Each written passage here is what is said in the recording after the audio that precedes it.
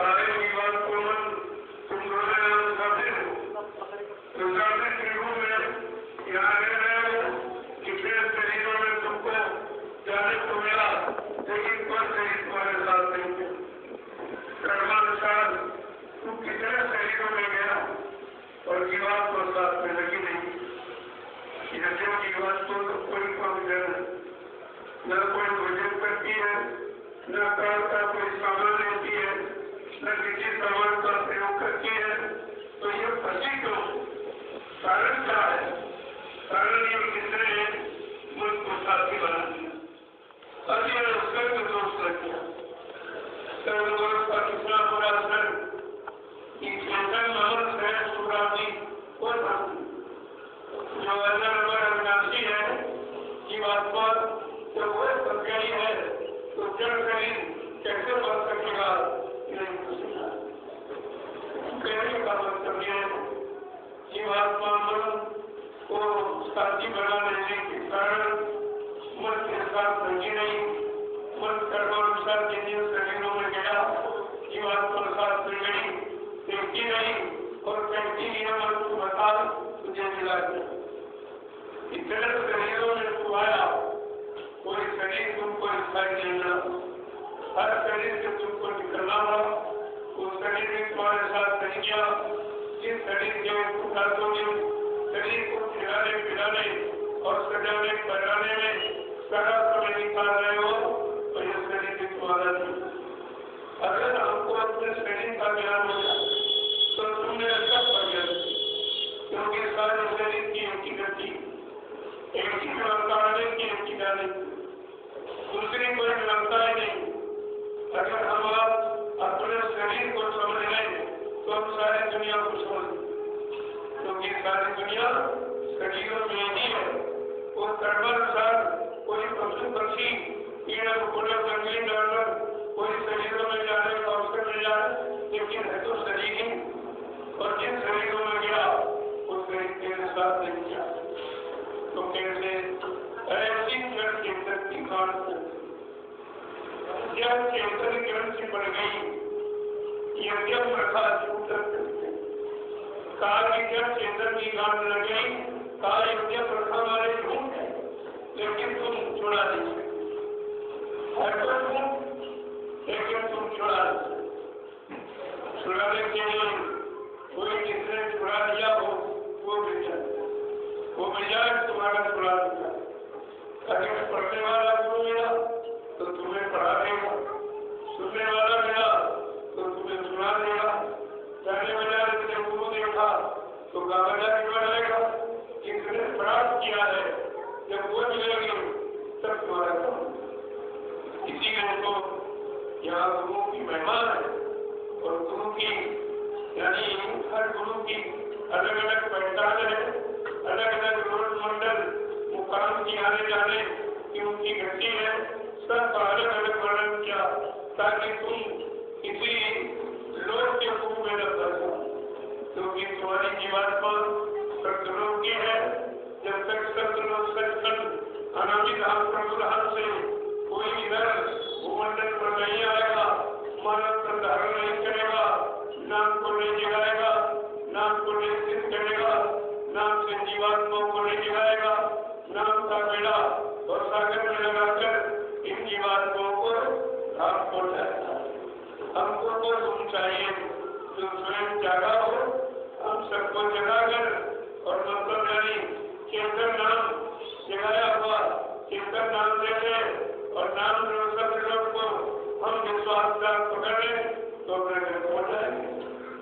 अब यह पकड़ना ये सबसे बड़ी बात है। तुमने पकड़ा कि केवल सुना और सुन करके सुनाने लगे। तुमने पकड़ कर तुम चढ़े नहीं, घर पहुंचे नहीं, इसलिए तुम्हारा सुनाना भी झूठा है। वो झूठा है। जब तक पता न पहुंचो, पहुंचाने की बात जब तक आप बताओगे तो झूठ ही रहेगा। न तुम जा सकते हो, न सुनाने वाले को ले जा सकते हो। ये दोनों प्रकार में नहीं, सुनाने वाला नहीं और सुनने वाले नहीं, ये दोनों के कारण। न सुनाने वाला तो होता था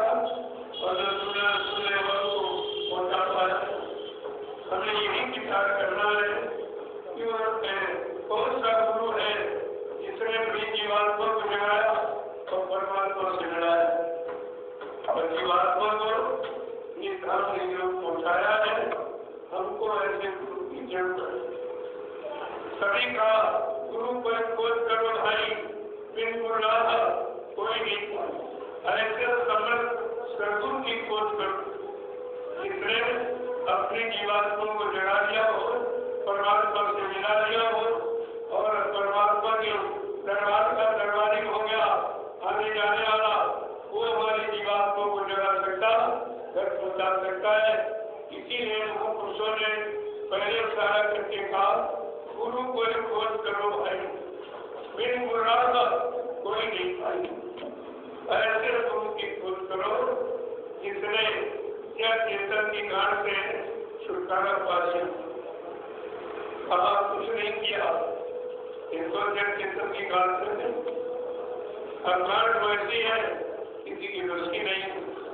तुम खोलने का प्रयास नहीं करते हो, एक गांठ और लगा देते, क्योंकि तुमको खोलने का तरीका नहीं मालूम।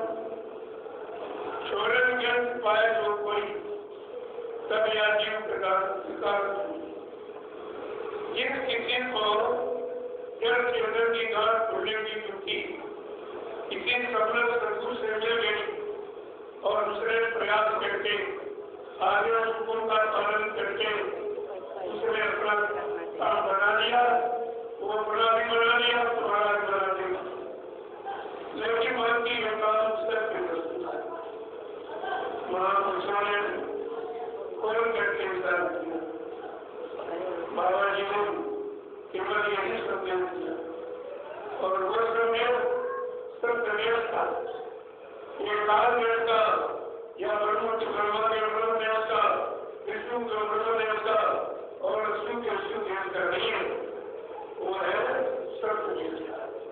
कभी तो लोगों की समझ नहीं आया, यहाँ त्रिलोक की रचना का वर्णन हुआ, त्रिलोकी के नाम की पूजा, इसके अलावा न कोई कहीं गया और न किसी ने पूछेगा। बस केवल त्रिलोक की रचना का वर्णन है, लेकिन सत्यलोक की रचना का वर्णन नहीं। हमको अपनी जीवात्मा को सत्यलोक पहुंचाना है, इसलिए सत्यलोक से आए सदगुरु की चर्चा उनकी सुना है, उसी को बनाना है, उसी को करना है, करके उसमें लाभ प्राप्त करना है और उनकी दया आगे हो जाए तो दूसरों का अधिकार करना है।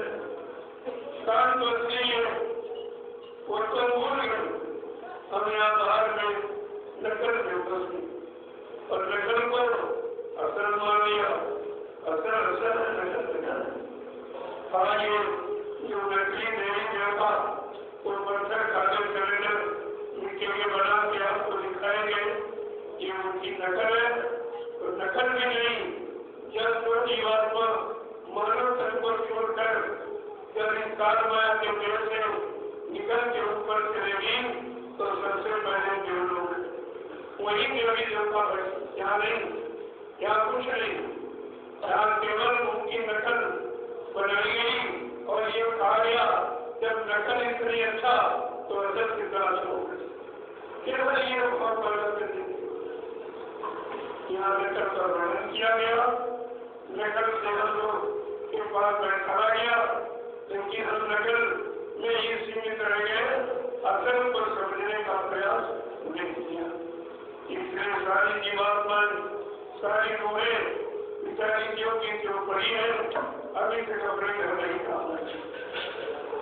इसीलिए जब देखा कि कोई जीवात्मा जो मैंने इसको नाम रोककर जो पकड़ा के नीचे उतारा था और ये कहा था कि सबसे नीचे काल माया का देश है, वो सबसे ज्यादा खराब, सबसे ज्यादा खराब। तुम किसी के बैठावे भरमावे में मता जाना और नाम रोककर को मत छोड़ना। अगर तुमने नाम रोककर को छोड़ दिया तो काल इस तरह से तुझे फंसा देगा, फिर तुम वापिस अपने घर कभी नहीं आ सको। यह समझा बुझा के उतारा लेकिन हमने आपने न उनके वचन माने, यहाँ जो छुटकारा दिलाने सब सदगुरु आए उनके वचन आपने नहीं माने। जबकि बाबा ने बच्चे बचाने के लिए कितने वचन उच्चारण जुलाई 1952 से 2012, यानी मसला है जो आपने समय दिया है 60 बरस का, और 60 बरस में तुम्हारे पास कुछ नहीं बचा, एक भी बर्तन नहीं बचा। अगर गुरु के वचन तुमने संभाल के रखे होते तो तुम सब तरफ से बच जाते, सब तरफ से तुम्हारा बचाव हो जाता और अपने गुरु की संरक्षण में बने रहते, उनकी दया कृपा का आधार बना लेते। लेकिन आप कुछ नहीं किया। बाबा जी ने तो आपके लिए कहा था, बने रहो दरबार में, धक्का नहीं के खाओ, सब ऊंची दयाल के घर थोड़ी सीखा। दरबार में पड़े रहना, खड़े रहना, खड़े रहना, न तुम्हें गुरु के आदेश को माना, न तुम दरबार में पड़े रहे, न खड़े रहे, तुम सब कैसा भक्त करें। कोई दरबार गया तो दरबार गया तो जब तुम्हें इस सत्संग में बताया गया कि मुक्ति संत चरण की राशि, मुक्ति संतों के चरणों की, उनके चरणों की राशि है, जब इतनी बड़ी बात आपको बता दी गई तो तुमको चरण शरण नहीं छोड़ना चाहिए। इसका मतलब आपने अपने गुरु पर विश्वास नहीं किया, गुरु के वचनों पर विश्वास नहीं किया, उनकी दी हुई नाम की युक्ति नामदान पर भी आपने विश्वास नहीं किया। अगर विश्वास किया होता तो बाबा जी ने तो जब नामदान आपको दिया तब यही कहा था कि बच्चा, मैं अजय रमन देव से आया हूँ, जब तक इन जीवात्माओं को अजय रमन देव नहीं पहुँचा दूंगा मैं चैन से बैठने वाला नहीं हूँ। जब तक मेरा एक जीव याद रहेगा मैं बराबर मौजूद रहूंगा। जब मेरे जगह सारे जीव चले जाएंगे मैं पीछे से जाऊंगा। ये वचन आपने कहा है, जब पीछे से जाऊंगा और तुमने पहले आगे पीछे जाने वाली बात क्या गुरु ने पूछा था, क्या नामदान पूछा है, कहा था नामदान बच्चा गड्ढे में अकेले गिर नहीं किया। नामदान का मतलब जिम्मेवारी, जब तक उसकी बातों को उसके घर नहीं पहुंचाऊंगा तब तक मैं मानव शरीर को छोड़कर जाने वाला नहीं हूँ। चाहे हमको 40 वर्ष क्यों नहीं शरीर में रहना पड़े, लेकिन मैं काम करके ही जाऊंगा। मेरा कैसे भूले, मैंने पूरे हिंदुस्तान में राष्ट्रीय मंत्र लगाकर 9 वर्ष मैंने गुरु के मंत्रों को याद कराया है कि तुम कैसे भूल गए। अपने समर्थ सदगुरु को तुमने उठा लिया, क्या वो झूठे रहे, क्या झूठे वादे किए थे। कहा था व्यवस्था परिवर्तन के लिए मैंने दूरदर्शी बनाई है, ये दूरदर्शी करेगी पूरेगी। जब 24 मार्च सन 1980 को अहमदाबाद में दूरदर्शी को जन्म दिया तब कहा बचा दूरदर्शी को मैंने जन्म दिया।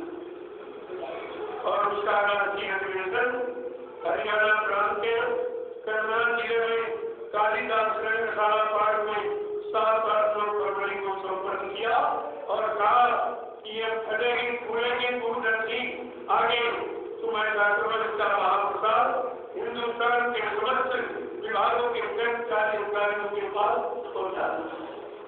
आपने प्रसाद जी को तुम बोलते, तुमने कौन सा वचन याद किया? तुमने ये प्रचार किया है कि विश्व को सुख शांति ये मुद्र नाम के द्वारा मिलेगी और विश्व को सच्ची सुख शांति बाबा जी से मिलेगी। अब कर तो बाबा जी मर गए तो सुख शांति कौन देगा? विश्व को सुख शांति कौन देगा?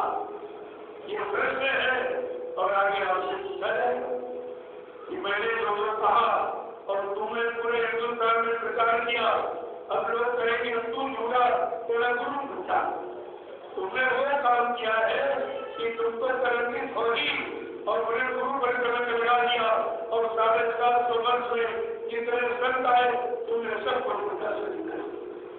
तुम्हारा अपराध क्षमा करने योग्य नहीं। मैंने उनको बराबर दोहराने का प्रयास 9 वर्ष किया है। सारे हिंदुस्तान में घूमकर ये मैंने काम किया, गुरु के वचनों को याद कराया, अपना कोई वचन नहीं, अपनी कोई बात नहीं, अपना कोई दान दक्षिणा, कोई मान सम्मान की बात नहीं, मैंने ये काम न पहले किया न आज करता हूँ। ऐसे संकट नहीं करी, एक भी आदमी मेरे साथ नहीं था। 3 वर्ष में अकेले दौड़ता रहे थी, मुश्किल से गाड़ी का भाड़ा निकलता, मुश्किल से 3 वर्ष। लेकिन धीरे धीरे जब संकट को गुरु वचन सुनने को मिले तो धीरे धीरे में चली उत्तेजना आई, कुछ जागरूकता आई, कुछ जागे साथ में लगे, कुछ तुम चले फिर बैठ गए, फिर कुछ मिले कुछ तुम चले फिर बैठ गए, फिर कुछ मिले कुछ तुम चले फिर बैठ गए। जो भी प्रेमी देखा था मैंने तो कभी हाथ से लिया नहीं, आज भी नहीं लेता हूँ। और वो नींद को दिया कि चलो तुम इसी बात लगे रहो, हमें हमारा निशाना कुछ और था और तुम्हारा निशाना अगर स्वार्थ है तो हमसे स्वार्थ भी ले, जो भी मिलेगा सब तुम्हारा होगा, लेकिन लगे रहो, कोई नहीं मिला। 4-6 महीने लगे रहे, लेकिन साथ किसी ने पूरा नहीं किया। वैसे हकीकत पूछो, आज भी कोई हमारा साथ देने वाला नहीं।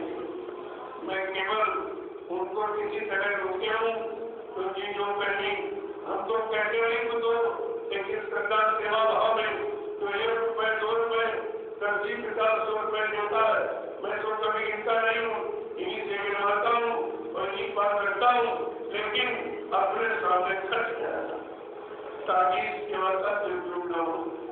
मैंने लोगों से पूछा, मैंने तो जाने को रोका नहीं, लेकिन तुम जहाँ गए हो सच ये बताना, वहाँ गुरु है। तुम मथुरा जाते थे, गुरु के लिए जाते थे कि मथुरा के लिए मंदिर के लिए जाते? तुम गुरु के लिए गुरु के वचन सुने, सत्संग सुने। जब इन लोगों ने प्रचार कर दिया कि गुरु मर गया, फिर तुम मथुरा कर नहीं जाते। जब गुरु ही नहीं वहाँ है तो वचन कौन सुनाएगा, दया कौन देगा, बरकत कौन देगा? जब मथुरा में आपसे ये कहा गया कि गीता जानता देवता, मंदिर का गीता जानता देवता, बरकत कौन रहा है, थोड़ा गीता जानता कौन था? उतना भी तुम्हारी समझ में नहीं आया कि किसके लिए कहा जाता, क्या सीधे कर ले कि हम क्या जाने? कोई मानेगा कहेगा देखो देखो बाबा जी देवता है, फिर कह रहे हम प्रभु है, कैसा देखो देखो देखो प्रभु करते वो कभी न बने न कभी बने। ये बनना बनाना ये दुनिया जाना करता, जो बनेगा वो बिगड़ेगा, वो बिगड़ जाएगा। लेकिन गुरु के यहाँ जो बन जाओगे वो सारी दुनिया जो बिगड़ती हुई उससे तुम निकल जाओगे, फिर तुम्हारा कभी बिगाड़ी नहीं होगा, तुम्हारा न जन्म होगा न मरण होगा, कभी यहाँ आना ही नहीं होगा। वो काम कराने के लिए सब लोग संतुल आए, क्योंकि इस धार्मिक धरा पर इस हिंदुस्तान में इन लोगों का इतिहास खानेंगे, प्रभु के नाम का प्रचार किसी ने कराया नहीं, प्रभु नाम का किसी ने नहीं कराया। सबसे पहली बात प्रथम जानकारी तो आपकी ये है, पहली पहचान ये संगत मालिक की कि उसने एक अनोखा नाम दिलाया, प्रभु नाम, जिसको गोस्वामी जी महाराज ने राम सिंह मानस के उत्तरकांड में इशारा करके बताया कि एक अनी अनामा अज सत्यम प्रभु, एक ही अनामी धाम है, वहाँ एक अनामी महाप्रभु है। अनामी महाप्रभु जब मानव चोला धारण करके मृत्यु में मंडप बनाएंगे, प्रभु नाम को जगाएंगे, प्रभु नाम को सिद्ध करेंगे, प्रभु नाम का प्रचार कराएंगे, प्रभु नाम से जीवात्माओं को जगाएंगे, प्रभु नाम का बेड़ा लगाकर और सागर से इन जीवात्माओं को प्रभु नाम पहुंचाएंगे, तब आवागमन समाप्त हो जाएंगे। सब लोग तक आवागमन होते क्योंकि संत आते जाते हैं। लेकिन गोस्वामी जी महाराज ने कहा जब अनामी महाप्रभु प्रभु नाम लेके स्वतः मानव चोला धारण करके मृत्यु में मंडप बनाएंगे, तब इनकी बात मैं घर पहुंचेगी, फिर इनका कभी मृत्यु में आनंद भी नहीं हुई तो 550 वर्ष पहले संस्कृत थी, न उनको जाना न इनको माना। तुम्हारा अंधकार में जाने का मतलब क्या है? न उनको जाना न इनको माना, इसलिए तुम्हारा वर्तमान खराब और सब बच गए हो। अब तो निकलना बहुत मुश्किल है, इतनी दूरी बढ़ गई और दूरी अभी बना दिया, इनका वापस लौटना बड़ा मुश्किल हो जाए। जब ये गुरु को जिंदा नहीं सुन सकती तो ये देख कैसे सकती? इनको जिंदा सुनना बड़ा खराब लगता है। मैं आपसे यही पूछता हूँ, जिंदा कहना अच्छा है कि मुर्दा कहना अच्छा है? इतनी भी बात तो तुम्हारी दिमाग में अभी तक आई नहीं। केवल हिंदुस्तान में मैंने ही प्रचार किया, मैं तो खुल के कहता, मैंने ही प्रचार किया कि हमारा गुरु जीवित है और जीवित रहेगा और बिना जीवात्माओं को घर पहुंचाए वो मानव टोला छोड़कर जाने वाले सही नहीं, क्योंकि उनका ये वादा है। और इसीलिए विकास संत वचन परिषद नहीं परत ब्रह्मांड, चाहे ब्रह्मपुरी ब्रह्मांड की रचना में तब्दीली बदलाव क्यों न कर ले, लेकिन सत्य जो कहेंगे वो करके दिखाएंगे। इसीलिए कहा था मैं गांधी मार्ग पर चूके, बच्चा मैं चूकने वाला नहीं हूँ, वो गोली के शिकार हो गए, लेकिन सृष्टि में मुझे मारने के लिए कोई गोला बार तैयार नहीं है। न मुझे कोई मार सकता, न मुझे कोई धोखा दे सकता, न मुझे कोई झंझोर सामान से खरीद सकता। मैं अपना काम करने आया हूँ, काम करके ही जाऊंगा। चाहे उनको कोई खेल, कोई कस्मा, कोई लीला क्यों न करनी पड़ी, क्योंकि लीला करने की भगवान राम ने एक देशी प्रदेशी परिवर्तन की आवाज है, उनको 14 वर्ष दिया। इंतजारी कहा कि अयोध्या में नहीं, राजनीति परिवार में लेके नहीं की, 14 वर्ष। बाबा जी ने भी कहा था राम को परिवर्तन के लिए 14 वर्ष लगे और कृष्ण को 18 दिन लगे, लेकिन बता कलयुग के परिवर्तन में हमको 18 मिनट भी नहीं लगेगी। कितनी बड़ी शक्ति जो कभी आएगी नहीं, इतना सबसे ज्यादा कलयुग खड़ा, लेकिन कलयुग की गति को उठाने समझने में कहते मुझे 18 मिनट नहीं लगेंगे, मेरे पास ऐसी व्यवस्था है, वो व्यवस्था का नाम दूरदर्शी। ये सब आपके सामने रखा है। न तो उनने दूरदर्शी संत देखो 3 आधार बताए तुम्हारी समस्याओं का समाधान कि जय गुरुदेव धर्म प्रचार संस्था मथुरा भारत, पहला संगठन, दूसरा दूरदर्शी संगठन, तीसरा भूम जोकर संघ और 3 में से एक का भी काम अभी शुरू नहीं हुआ और स्वार्थी रोगी राज्यों ने गुरु के जाने की शुरुआत की। कोई काम नहीं हुआ, कोई मुसीबत गई नहीं, कोई जीवन पर जाके घर नहीं पहुंची और चेहरों ने गुरु को पहले पहुंचा दिया। पहले बात आपको समझनी चाहिए, अगर तुमने सत्संग सुना होता, सत्संग बदलो और अपने जीवन में उतारा होता, अपने जीवन का आधार बनाया होता, तो वह सच्चाई के सिवा झूठ नहीं, वह शंकाओं का समाधान है और तुमने शंका वहीं से पैदा की और अपने गुरु के प्रति तुमने शंका पैदा। सबसे बड़ा अपराध तुम्हारा यही है, तुमने गुरु में प्रश्न था, तभी तो भूल गए, तभी कैसे मर के चले गए। अगर गुरु में विश्वास किया होता, उनके नाम पर विश्वास किया होता, उनकी बनाई भूमिका जो परिवर्तन की दूरदर्शी और भूम जोता है, अगर इन पर विश्वास किया होता तो आज तुम शंका के शिकार नहीं होते। आज कुछ परिवार में शंका के बादल नहीं छाए होते, सब लोग शंका करते होते। तो मैंने हिडोरा पूछा, ठीक 10 दिन बाद मैं कहने वाला तो पहले ही था, लेकिन साथ में कोई था नहीं। तो मैंने सबसे प्रथम अपनी बात और अपने गुरु की सच्चाई का निर्णय सबसे पहले मैंने यानी प्रशासन से मैं दिल्ली गया, उन प्रेमियों को साथ में लेकर प्रधानमंत्री नरेंद्र सिंह को ज्ञापन दिया, उनसे रिसीविंग हुई। मैंने 1.5 घंटे मीडिया से वार्ता किया। मीडिया ने कुछ चैनल पढ़ा, पत्रकार में कैमरे बने, लेकिन आज तक छापा नहीं करा।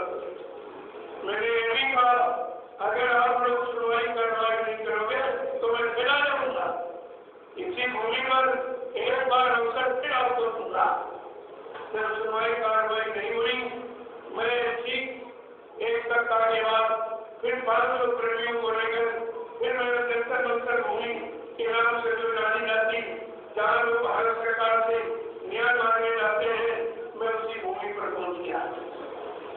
प्रेमियों ने राष्ट्रपति को ज्ञापन दिया, उनसे मैंने रिसीविंग ली।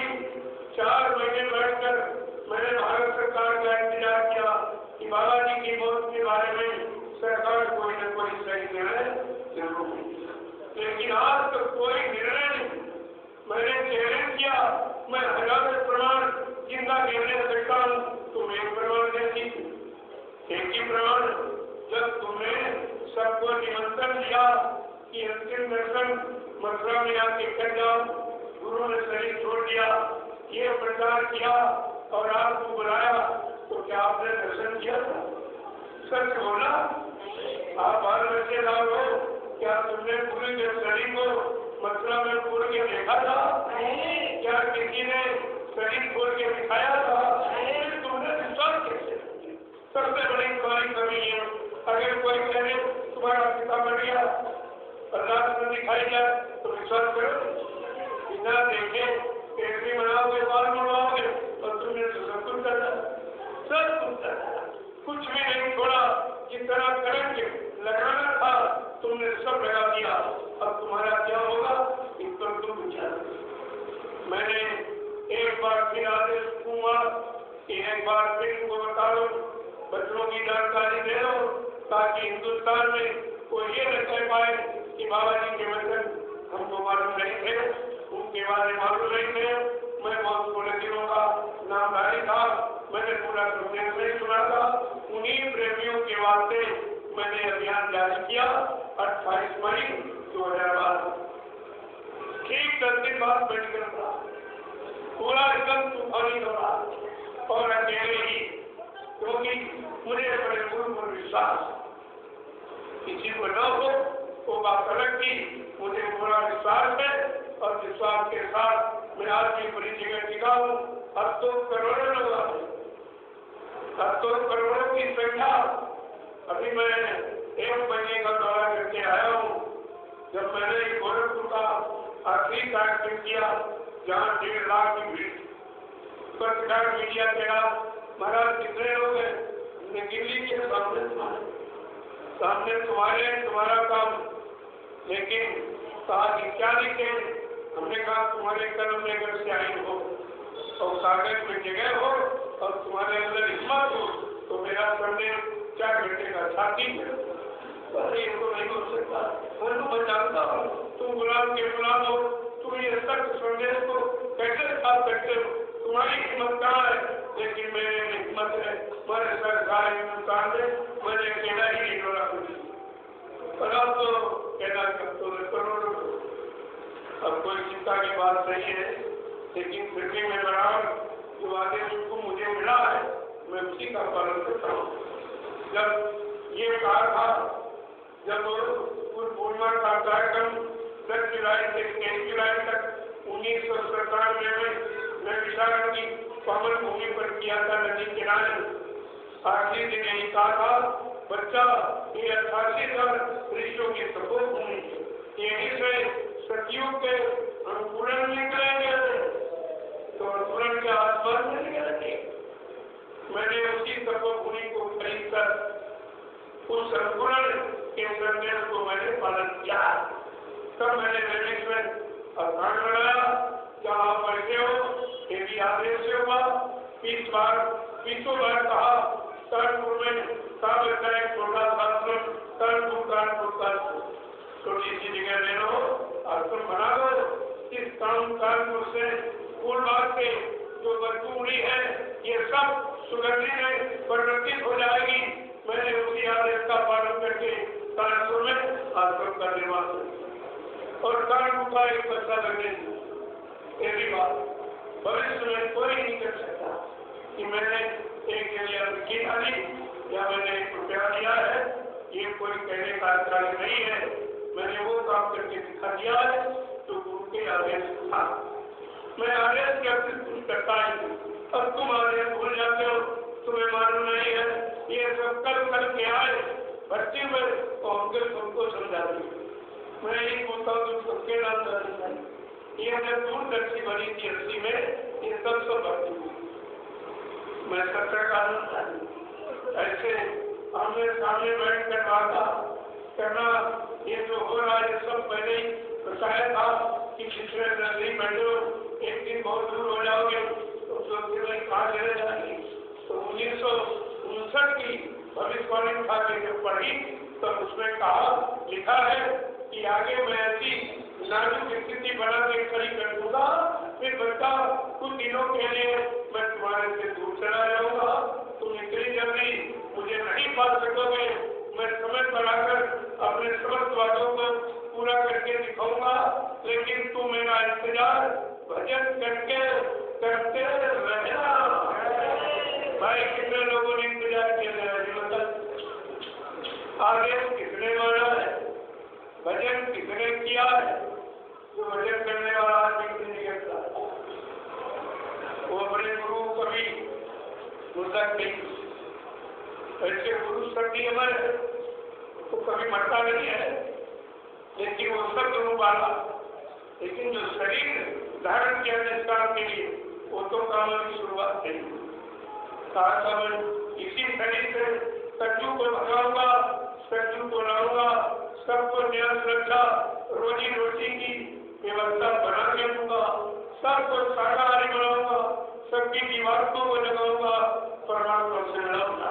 ये तो शरीर का वादा, अभी शरीर का कोई वादा नई शुरुआत हुई और तुमने महापुरुष के जाने की शुरुआत कर। इसका मतलब झूठे थे, झूठ बोल के चले गए, वादा खिलाने करके चले गए, लगेवारी करके चले गए। ये तो 750 वर्ष में कितने संत आए, तुमने सब पर कर्म लगा दिया। तुम्हारा अपराध तो क्षमा करने योग्य नहीं, मृत्यु अंतिम सजा है। तुमने गुरु को भी क्या वाकियत था? राजनीति क्षेत्र में जब किसी का अपमान करना होता है तो मुर्दाबाद किनारे लगा जाए, और बड़ा अपमान करना होता है तो किसी चौराहे पर उसके नाम का पुतला जला।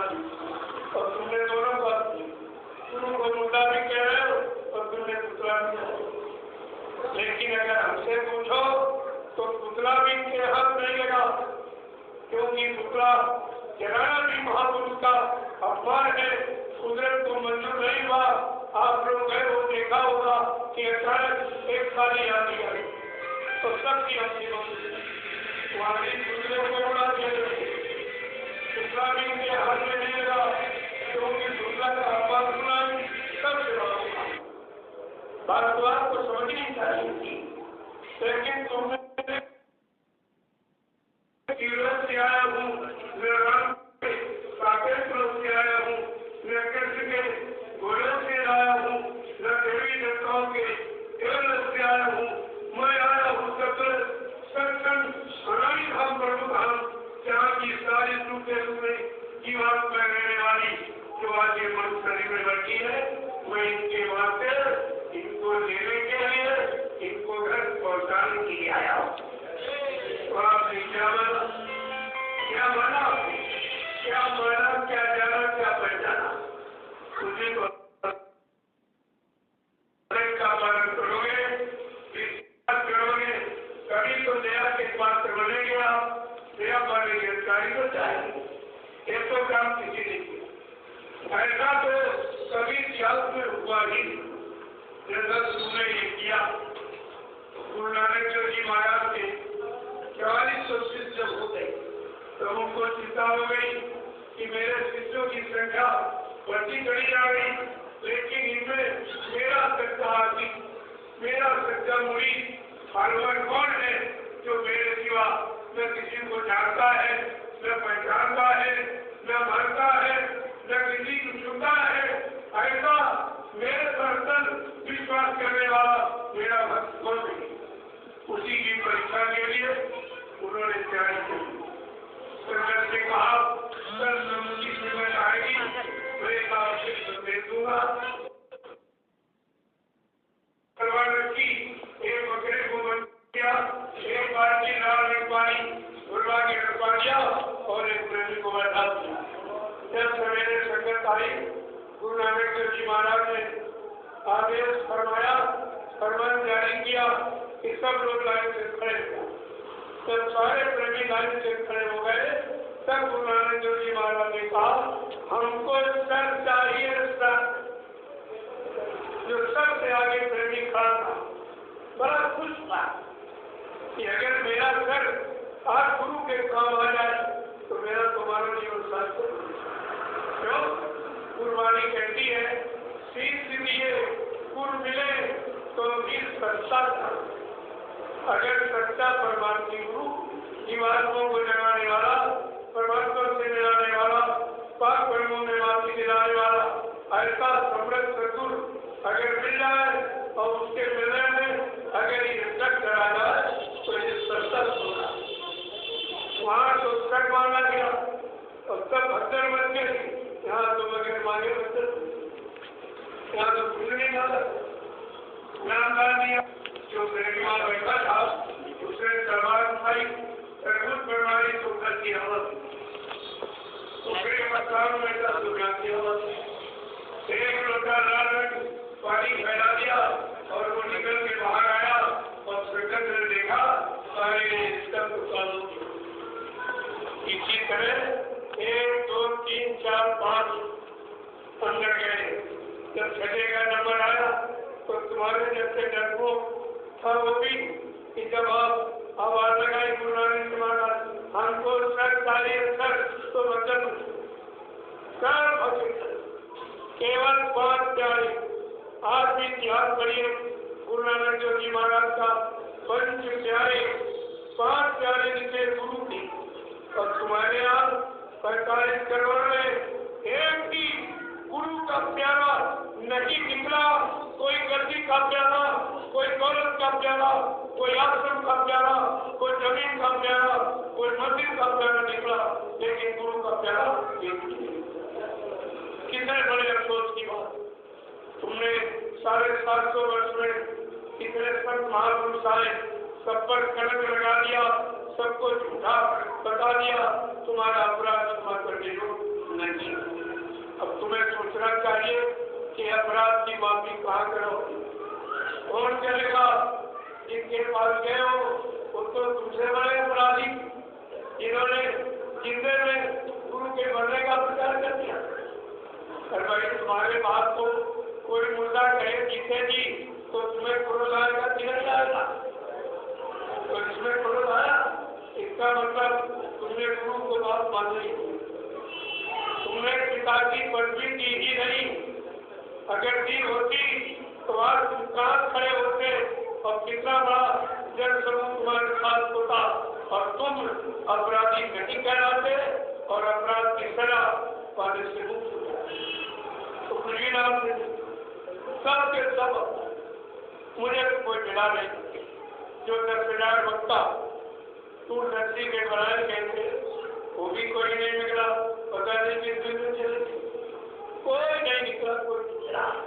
सबको डर और हमको भी डरा देते तुम्हारे गोली मार दी जाएगी। वो 2 समरथ में तुम अकेले क्या करोगे उनका? और ये प्रशासन साथ में सब पूंजी साथ सारी संगठन उनके पास। हमने कहा उनके पास सब कुछ है लेकिन उनके पास समृद्ध गुरु नहीं है। मेरे पास मेरा समृद्ध गुरु। इसलिए कहा कि 3 लोग है। जिस गुरु को, जिस शिष्य को अपने गुरु पर पक्का विश्वास होता है, कहते 3 लोग है ना, 3 लोग तक उसका कोई बात बतक कर ही नहीं सकता। मृत्युलों की बात तो आप छोड़, मैं अकेले घूमता अभी अकेले करता हूँ, कोई फायदा क्यों हमको? तो ये है विश्वास कि मैं सच कह रहा हूँ, सत्य कभी पराजित होता नहीं है, सत्य कभी हारता नहीं है। देर सवेर हो सकती लेकिन अंधेर नहीं। इसलिए मैं सबको बता रहा हूँ, पूरे हिंदुस्तान में 9 वर्ष मैंने यही एक दिन भी मैंने विश्राम नहीं किया। गुरु के लिए जीवन अर्पण है, अर्पण रहेगा, अर्पण करता रहूंगा। संदेश पहले भी मैं सुनाता था, आप सब लोग जानते हो, चाहे कानपुर देहात का हो, चाहे वो शहर का हो, संदेश मैंने प्रसारित किया। कोई नहीं जानता था। जयपुर के नाम के बारे में किसी को यहाँ जानकारी थी ही नहीं, कोई नहीं जानता। मैंने शुरुआत की है, उस समय भी मैंने शुरुआत की, आज भी मैंने शुरुआत की। दोनों चीजें, चाहे उधर का समझ लो, चाहे इधर का देख लो। तुम्हें हमसे पूछना चाहिए था, क्योंकि प्रचार मैंने किया था, आपको मैंने समझाया, मैं आपको गुरु की शरण में लाया, तो हमसे आपको पूछना चाहिए था कि इसमें क्या राज है, आप किधर जा रहे हैं, क्या मांग रहे हैं, तो मैं आपको बताता था। कोई पूछने वाला, सब बड़ी मनमानी में इधर उधर सब बढ़ गए। हमने क्या मिला? जब तुम समर्थ गुरु से अपना नहीं काम करवा पा रहे हो, तो इस स्वार्थी लोभी लालची चेलों से काम करवा लोगे। ये तुम्हारा परमात्मा का काम कर देंगे, ये तुम्हारी जीवात्मा का कल्याण कर देंगे, या तुम्हारे पाप कर्मों में माफी दिला देंगे। इनके पास कोई नाम जहाज है जो तुम्हारी जीवात्मा को बैठा कर उस पार कर देंगे। आपने कुछ विचार नहीं किया, ये सब विचारने विषय। मैं केवल इस पर, क्योंकि सत्संग बहुत सुनाया गया, तुम्हारे जीवन में कुछ नहीं, इसलिए उस सत्संग की जरूरत नहीं है। उसकी जरूरत है जिससे तुम सत्संग सुनाने वाले को भूल चुके, नाम देने वाले को पूर्णतया भूल चुके हो। मैं इसीलिए उन्हीं बातों को इस समय प्रमुख कहता हूँ कि जिससे तुम गुरु से अलग हो गए हो, गुरु को भूल गए हो, उनके मंत्रों को, उनके बातों को भूल गए हो, उनकी भूमिका व्यवस्था को आप भूल गए हो। मैं केवल इस वक्त उसी की जानकारी दिलाता हूँ। बाकी सत्संग बहुत सुना है, किसी ने सुना नहीं, कान से सुना, कान से सुना। कभी साहब ने पहले ही कहा था, गावत गावत गायब हो गए, सुनत सुनत भले ही कहे कबीर ऐसे लोगों बड़ी गलत कुछ नहीं, तो सब उसी गिनती में तुम सब। कभी साहब का आज वचन बिल्कुल सत्य हो गया कि एक भी चीज यानी एक भी वचन का असर प्रभाव गुरु का किसी के दिल पर हुआ नहीं, और सब गुरु को। तो तुम दया पाने के अधिकारी का हो, तुम क्षमा करने के योग्य ही का हो, लेकिन वो दयालु है, दया करने आए हैं, क्षमा करने आए हैं। हम तो तुम्हारा होगा, लेकिन जो काम 10 साल पहले होना था वो 20 वर्ष पीछे हो। तीसरा बात मैं तुम्हारा पूछा, कहाँ बैठे थे, कहाँ बैठ गए? जब ये बताया गया मुक्ति संत चरण की दासी, मुक्ति संतों के चरणों में है, और संत के चरण छोड़ दिए और जहाँ गए हो वहाँ चरण की पैर, वहाँ चरण की पैर है, तो पैरों की पूजा की जरूरत। इतना भी तो तुमको ध्यान देना कि जब समर्थ गुरु से नहीं काम करवा पाया, इन स्वार्थी लोभी लालची चेलों से तुम्हारा काम हो जाएगा, जो गुरु के चेले नहीं। शिष्य कौन होता? सीख जो गुरु की सीख माने, गुरु के वचनों पर चले, गुरु पर विश्वास करे, उसको शिष्य कहते। यहाँ तो शिष्य करने का कोई अधिकार नहीं। बाबा जी ने इसीलिए अपना परिचय दे दिया कि शायद कोई भूल भाग में जाए, कोई श्रेणी में ना इधर उधर भटक में जाए, किसी के बहकावे घरवाले में ना जाए, कोई स्वार्थी लोभी लालची अपने स्वार्थ के जाल में फंस न जाए। इन सबसे दूर रखने के लिए बाबा जी ने ये वादा किया कि मैं परिवर्तन करने वाला हूँ, परिवर्तन करके ही नहीं जाऊंगा।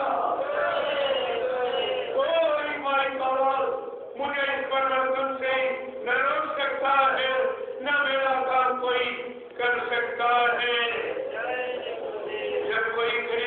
कहता है तो तुम जहाँ गए हो क्या उत्तर देंगे?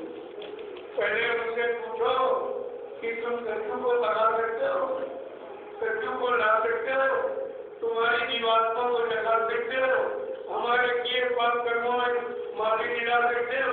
ये पूछना चाहिए आपको, क्योंकि तो ये बाबा जी का वादा है। अगर बाबा जी तुमको वसीयत करके नाम बाबर दे गए तो ये भी तो सज्जू भगाने का और सज्जू लाने का भी तो कह गए होंगे। ये किसको कहें? मैंने एक पूछा, ये किसको कहें? व्यवस्था परिवर्तन ये किसको कहें? दूरदर्शी भूमिलोकन ये लागू होगा, ये किसको कहेंगे? जब कहा था कि काशधारी से परिवर्तन, गुरु ने क्या कहा? बच्चा परिवर्तन से और हमेशा को जब राम से परिवर्तन कराना हुआ, उनके गुरु वशिष्ठ ने उनसे कहा कि भूमि से बनकर वसन कर्ममूल फल था, जाओ जमीन पर सोना और बनकर वसन यही का बोरा। उस समय मशीन का नहीं था, कपड़े गुरु में बन के नहीं आया था, लेकिन राम जी महाराज ये संकेत करती है, यदा झूठ सर पर जिताए और बदल में झूठ लपेटो और सीधे निकलते। ये 14 वर्ष उन्होंने गुरु के आदेश का पालन किया। गुरु के दिए हुए सुरक्षा कवच इस वक्त को पहना और सुरक्षित अयोध्या को इंद्र को मारकर बड़े बड़े थे, सबको मारकर लड़ाई करके सुरक्षित अयोध्या वापिस लौटाए। केवल गुरु के दिए ये 4 सुरक्षा कवच के मारा। और यही संधि पर गुरु ने भगवान कृष्ण जी को कहा, ले 1 की नमोटी पहले और पहना करके संयम था वो प्रमाण प्रस्तुत कर दिया। ये भैया 108 गोत्रकों के बीच रहे, 16,108 गोत्रकों के बीच में रहे, पूर्ण योगेश्वर कहला। ये तो संसारी गुरु जो उनके आदेश का पालन उनके चेहरे ने किया तो आज उनकी पूजावली और तुम्हें तो समृद्ध सदगुरु मिला। ये तो किसी को नहीं मिला। राम कृष्ण को गुरु ही मिले और हमें आपको सौभाग्य सदगुरु मिले। सदगुरु का मतलब सत्य माने ईश्वर, गुरु माने मिलाने वाला। जो ईश्वर पर महाकाल सदगुरु से मिलाए, दर्शन दीदार कराए, उसको सदगुरु कहें।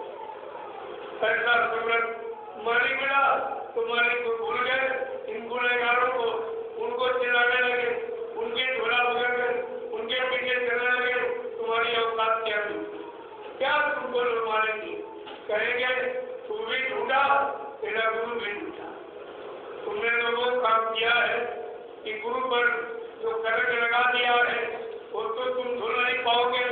सारे सड़कों पर झूठ बोलने वाला, वादा खिलाफी करने वाला, दगेबाजी करने वाला जो करक लगाया है, ये अपराध समाप्त नहीं होते।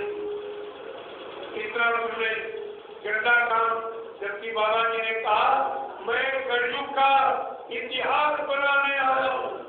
क्या इतिहास बन गया? कलयुग का इतिहास बनाएगा तो पिछले इतिहासों को याद करो कि कलयुग का इतिहास राजा हिरण्यकशिपु के नाम से बना था कि भक्त प्रणाम थे। त्रेता में जो त्रेता का इतिहास वो विद्वान रावण के नाम पर बना। ऋषि मुनियों ने जो राम नाम लगाया तो उससे द्वापर का इतिहास महाराजा कंस के नाम से बड़ा है कि कृष्ण नाम से। तो कलयुग कैसी हो इससे कलयुग का इतिहास तुम्हें बना नहीं और न किसी ने बनाया है और इंसान बना सकता नहीं। फिर कौन बनाएगा? इस पर भी आपको विचार करना चाहिए।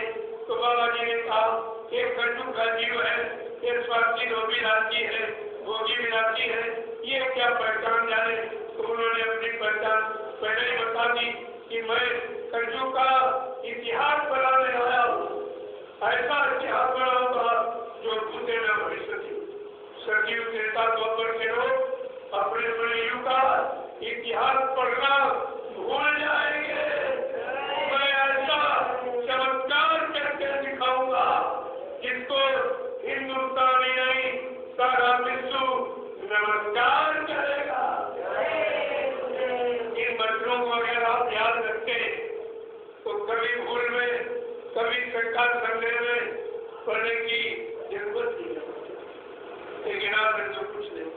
आपसे कहा भी था कि मेरे बच्चों को संभाल के, तो क्या बाबा जी ने कहा मेरे बच्चों को बहुत संभाल के रखना, कैसे लोग रुपए पैसे सोने चांदी हीरे जवाहरात को गांठ में बांध के रखी, इस तरह मेरे बच्चों को संभाल के रखना।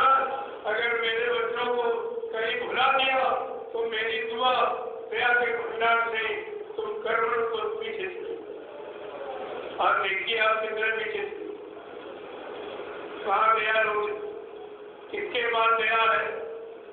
दया के घाट पर कितने लोग बैठते, कितने बैठे हैं, बैठकर कितनों दया प्राप्त की है, ये सब विचारने विषय। ये ऐसे हंसी मजाक का मत विषय नहीं, संस्मत और गुण मत, और उसको केवल सब महापुरुष गुण हो सत्य रसन गुजरा जीवात्मा परमात्मा के गुण रात सब महापुरुषों के सिवा कोई, और ये काम कोई आपका करा नहीं। तो उन्होंने कुछ वचन किए, मैं तो ऐसे ही आपको सुनाता रहूंगा, तो आप कहोगे अपने मन से कुछ कह रहे, तो जरा प्रमाण दीजिए।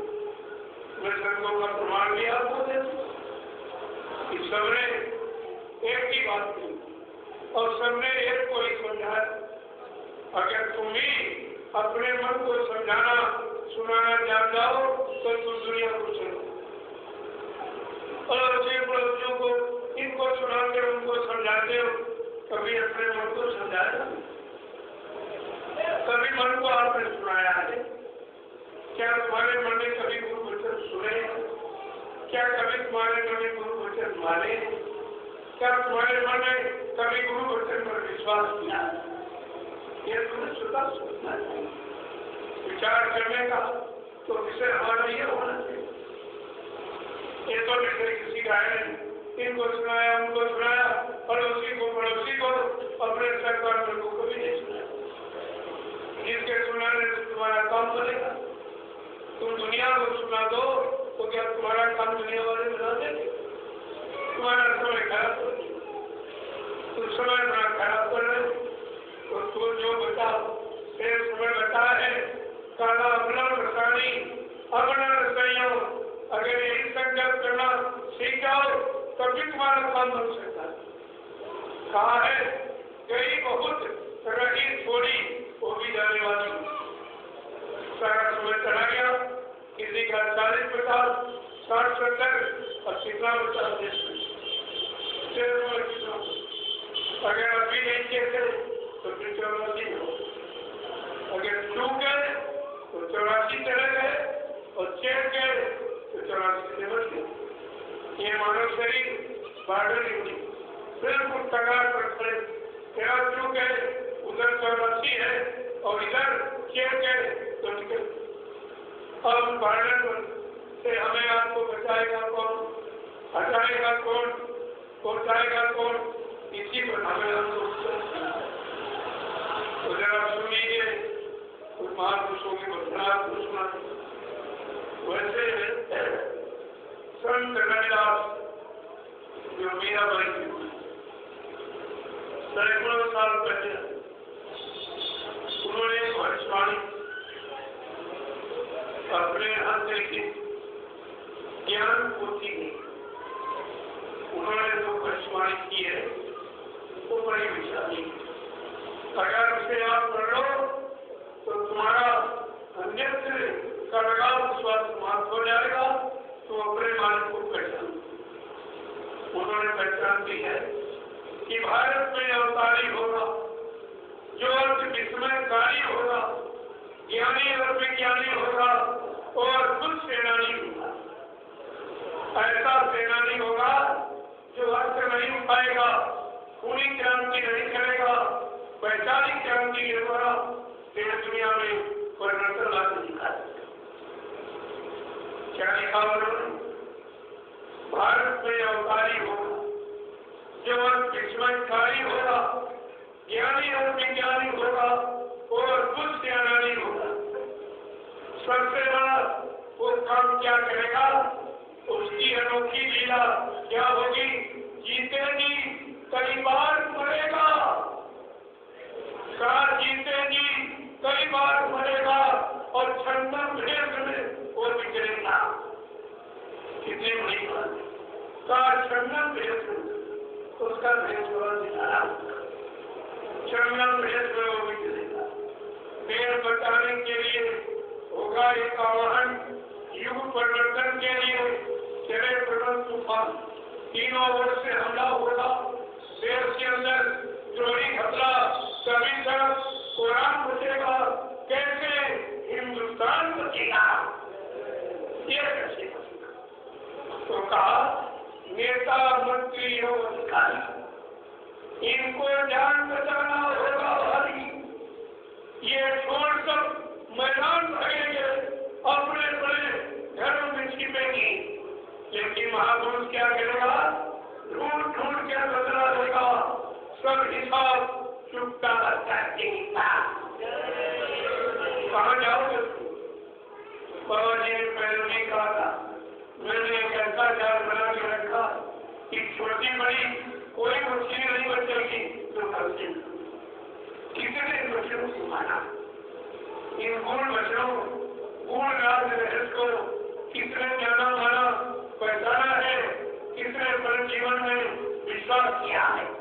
कभी कहा था समझेगा कोई सत्य सिपाही जो द्वार हमारी है, कहा मेरा कोई सिपाही वाले वफादार, आगे स्कूल पर कुर्बान होने वाला ऐसा कोई मेरा सिपाही मेरी बात को समझेगा, मेरे आदेश को मानेगा, वो अपना संसार में अपना नाम अमल करेगा। ऐसा और कहा गया जिसने भारत माँ सताई, और कहते कि बचे बंदे वाला और कितना सताया है, जिसने भारत माँ सताई और जिसने उसकी कड़ी लुटाई। क्या करेगा महापुरुष, ढूंढ ढूंढ के बदला देगा, सब हिसाब चुकता कर देगा। तुम कहाँ छुपोगे, उसकी नजर से कोई और छोड़ने वाला नहीं। तो बड़ी नजर है, वो प्रकाशदर्शी नजर है, दिग्दर्शी नजर है, उससे तुम कहीं छिपे नहीं सकते। कहाँ छिपे जाओगे, मैं तो सब जगह खड़ा हूँ, जब तुम देखने लगो मैं सब जगह तुम्हारे पीछे खड़ा हूँ, तुम्हारी हर हरकत हर कर्म को मैं बराबर से रख रहा हूँ, तुम छिपके कहाँ जाओगे। तो कहने का मतलब है बिन विश्वास में कौन सीखी, बिना विश्वास के कोई काम नहीं। और तुमने गुरु पर विश्वास छोड़ दिया, गुरु के वचनों पर, बातों पर, परिवर्तन की आवाज पर, सारी यानी मतलब सब कुछ तुमने छोड़ दिया। तो तुम्हारा कुछ अब कहने को रहा है, क्या तुम्हारे लिए कहा जाए, क्या तुमको कहा जाए, कुछ कहने को बचा नहीं है। तुमने कुछ बाकी रखा नहीं जो गुरु को सजा ना दी हो। अगर मैं सारा रात बोल दूं, यहाँ पर ऐसे ऐसे लोग बैठे जिनका हर अटैक हो जाएगा, वो अपने गुरु का अपमान नहीं कर सकते। थोड़ा बड़ा अपमान किया क्या आप सब, लेकिन वो सब तुम्हारे सामने आएगा, इसका मत कीजिए। अब देर नहीं है, अंधेर नहीं है, सब कुछ तुम्हारे सामने बहुत जल्द आने वाला है, लेकिन तुम घूम कर खड़े हो जाओ। तुम तो आगे चले जा रहे हो, कभी घूम कर देखते नहीं हो कि मैं कहाँ से आता हूँ, कहाँ से भगा हूँ, किसकी दया छोड़ के भगा हूँ, किस पर अविश्वास करके भगा हूँ, ये भी तो नहीं देख पा रहे। तो ये सब आपको कहा था, इटली से कोरा बचेगा, लंदन सागर में डूबेगा। युद्ध तीसरा अति प्रलयकारी जो होगा हरि श्रद्धालु, भारत होगा विश्व नेता, भारत होगा विश्व नेता, दुनिया का कार्यालय होगा, भारत में न्यायालय होगा, तब सतयुग दर्शन आएगा, संक्रांत सुख बरसाएगा, सहस्र सतयुग सुख की दशा सब कुछ सरकार दिया। ये रंगनाथ जी मीराबाई के गुरु थे। उन्होंने बड़े साफ साफ शब्दों में अपनी ज्ञान पोथी में सबको लिख के रखी और ऐलान कर दिया, अगर इसको पढ़ लो तो तुमको अपने गुरु पर कितना पश्चाताप हो कि हमने तो बड़ा अनैतिक कार्य कर डाला, हमने तो वो काम किया तो किसी ने नहीं किया। हमारा तो गुरु से और गुरु भर से कह देने का अधिकार भी समाप्त हो गया, क्योंकि आपने गुरु पर कितने कलंक लगाए और तुमने गुरु को मौत की सजा दी। मौत का प्रचार आपने, मैंने जितने का प्रचार किया और कर रहा हूँ, करता रहूंगा जब तक वो संत सूरत तुम्हारे सामने आके खड़ा नहीं हो जाएगा, तब तक प्रचार बंद नहीं, तब तक ये बदल बराबर। और संत सूरत जब सबके सामने आगे खड़ा हो जाएगा तो मैं आपसे ये पूछता हूँ, ये उल्लू चमगादड़ काली करेगी, ये कहाँ छुटेंगे, कहाँ जाएगी? इसीलिए उन दोनों ने कहना शुरू कर दिया। और ड्राइवर कहा कि मैं तो रखवाड़ा हूँ, रखवाली कर रहा हूँ, बाबा जी जिस दिन आएंगे उस दिन उनको सौंप, लेकिन तुम्हारा क्या हो तो पीछे दो प्रचार तो तुमने मुझसे किया, कहना तो तुमको मिले, वो तो दोनों कोई न कोई बहाना बना निकल जाए, तुम फंस जाओ, तुम्हें तो फंसना ही फंसना। मैंने लोगों से पूछा कि संत मत के सिद्धांत को पढ़ा है, उनके रूल रेगुलेशन को देखा है कि संत मत में यानी कि ड्राइवर संस्था का व्यक्ति ही नहीं, ड्राइवर तो प्राइवेट नौकर होता है, हर महीने तनख्वाह लेता और सेवादार और सेवा सेवादार कहीं सेवादार होता, कोई तनख्वाह बचता नहीं है और उसको आज भी तनख्वाह, आज भी तनख्वाह अगर ड्राइवर की ना रहे तो उसको रिवाल्वर का लाइसेंस जब्त हो जाए। जो गुरु की सुरक्षा के लिए यीशु हुआ था, अगर आज वो तनख्वाह न रहे ड्राइवर के प्रति तो वो उसका लाइसेंस आज की। मैंने ये कहा कि आप लोग सिद्धांत देखो, पढ़ो, कोई संस्था, कोई ट्रस्ट का, कोई समिति का सिद्धांत उठा के देखो कि ड्राइवर संस्था का व्यक्ति नहीं होता है, वो प्राइवेट नौकर होता, हर महीने तनख्वाह दी जाती है, जब चावल को बाबा जी की गाड़ी तो 1000 रुपये कुछ एक दिन चला दी, अगर वही सब खड़े हो जाए तो उन्हीं में जगह हो जाएगा। दूसरी बात, मैंने लोगों से पूछा कि संत मत में वसीयत होती ही नहीं, संत मत में संत प्राधिकारी अपने सामने बना के व्यवस्था चला के प्रमाणित करके और सबसे पूछ कर सब जाता है, नहीं आता। मैंने लोगों से पूछा कि बाबा जी कोई आदेश देते थे अपना राष्ट्रीय मंच मथुरा राष्ट्रीय कार्यक्रमों में, होली है, भंडारा है, पूर्णिमा है, इन पे अपना आदेश कोई भी आदेश सबके समक्ष राष्ट्रीय मंच मथुरा से दीजिए। मैंने लोगों से देश में जाके पूछा, क्या बाबा जी के मुँह से राष्ट्रीय मंच मथुरा में आपने बाबा जी के मुँह से ये सुना है कि मैंने इसको उत्तराधिकारी बना दिया या वसीयत कर दिया या इसको मैंने नाम पावर दे दिया? सच बोलना, तुम बाल बच्चेदार हो, क्या बाबा जी के मुँह से तुमने राष्ट्रीय मंच मथुरा से आदेश सुना? तुम गुरु की सुनने गए थे कि चेहरों, गुरु की मानने गए थे कि चेहरों की मानने गए थे? जब मैंने लोगों से पूछा कि आप तो विद्या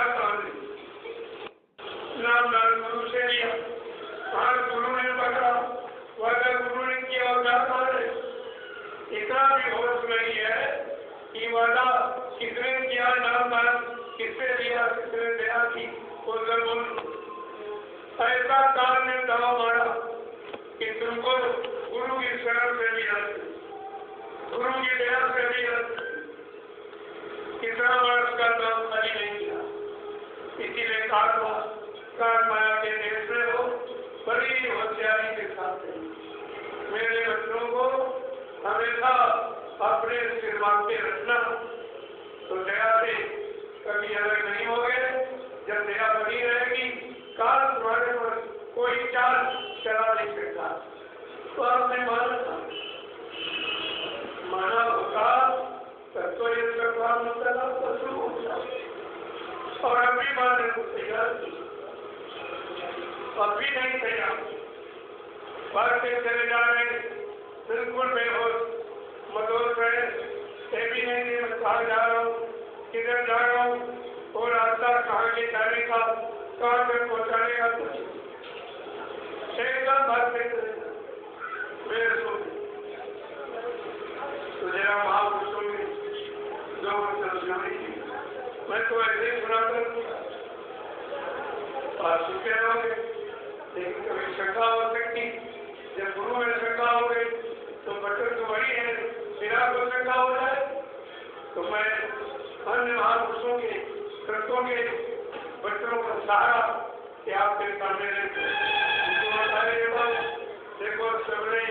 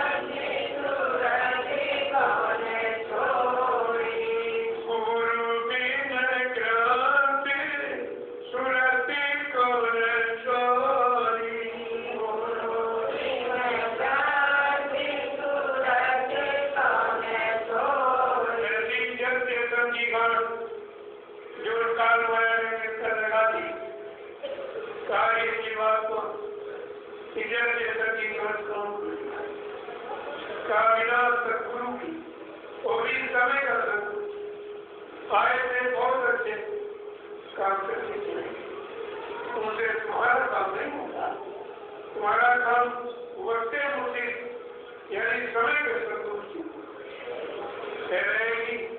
गुरु में ग्रंथ सूरज को जल चेतन की गांठ लगा दी काम माया ने मिलकर जीवात्मा इसे को, और जब तक काट खुलेंगे तब तक उद्धार होने वाला। गोस्वामी महाराज ने इस पर इशारा किया है, लेकिन उसको भी आपने नहीं पढ़ा था। पर लेते तो सारे आपको गिनती का ज्ञान हो जाता।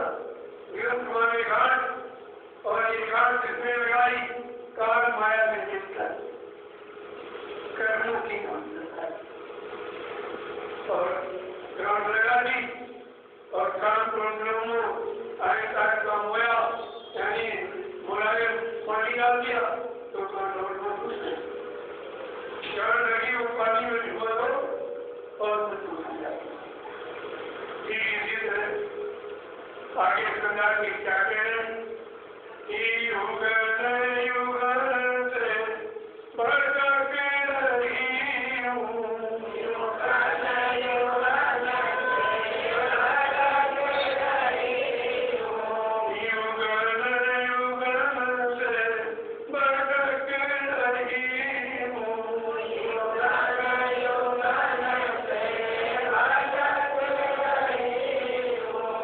कोई न साथ संग जोड़ी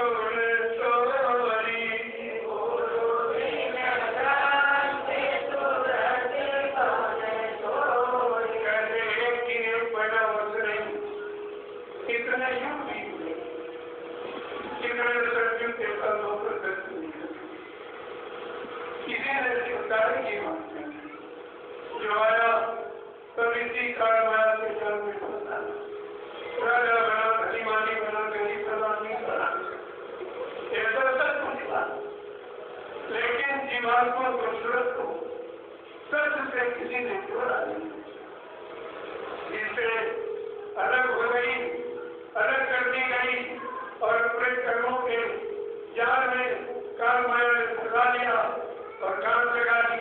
कहते इसे कोई नहीं माना। क्या कह रहे हो? शोरम यानी पूर्ण सत्य संजोड़ी, कि सत्य के साथ जोड़ने वाला आज तक कोई मिला नहीं। जो आया तो करता रहा, भटकता रहा, भ्रमित होता रहा, राजा बन गया, गरीबानी बन गया, गरीबानी बना, ये तो सब होता रहा, लेकिन जीवात्मा को सत्य के साथ किसी ने जोड़ा नहीं। लगो कितनी बड़ी बात, इसको कहते हैं सत्य। ये है असली सत्य। ये दिन जीवात्मा सत्य साथ सिद्ध कर देगी, अपने घर चली जाएगी, हमारा सत्य पूरा हो जाएगा। उसी दिन हमको सत्य का लाभ मिलेगा। आगे का महापुरुषों ने कहा कि 84 में बहुत दिन भर की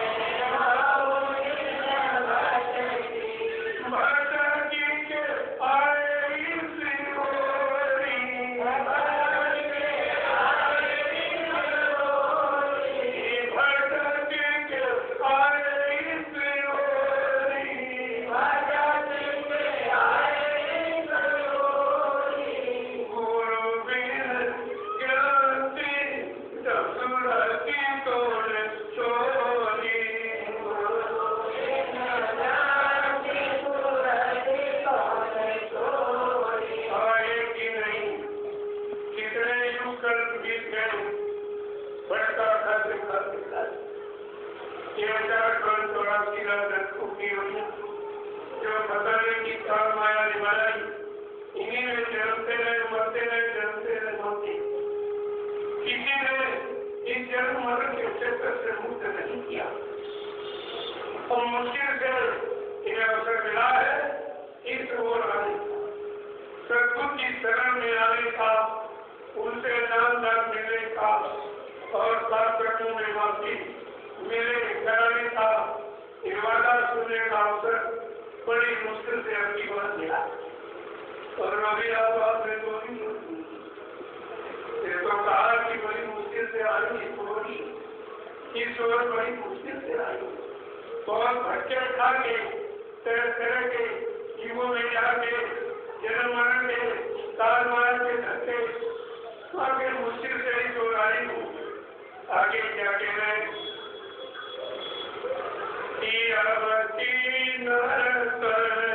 मिला भाग्य से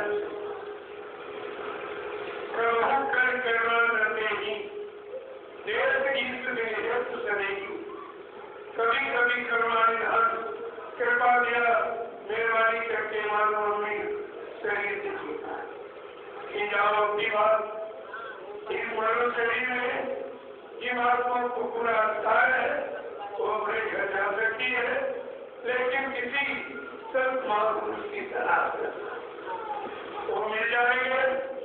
तुम्हारी जीवात्मा के घर का रास्ता बता देंगे, युक्ति बता देंगे, विश्वास करके तो करेंगे। देखो मुझसे बड़ी बात कि बड़े भाग से दर्शन पाए और मिली नाम की डोरी। कितने आए कबीर नानक परसों रात मेला से जो लेकिन इनके पास जो गया श्रद्धा सेवा भाव प्रेम देखा प्रेम को नाम न दिया। लेकिन इस तरह सारे हिंदुस्तान में घूमकर दरवाजे दरवाजे गली आवाज लगाई, ये काम प्रकट करता है, ये प्रकट करते सारे हिंदुस्तान में घूम कर दरवाजे दरवाजे आवाज लगाई, सबको नाम नाम किया। आप इसे यानी मतलब कहा मिली नाम की डोरी। यह भी बात सौभाग्य है कि ऐसे संप्रदाय आनंदित है जिन्होंने नाम की डोर पकड़ा दी, जो नाम की डोर काल माया ने मिलकर छीन ली, जो छीन ली थी वही बड़ी पूजा। आगे क्या कह रहे हैं?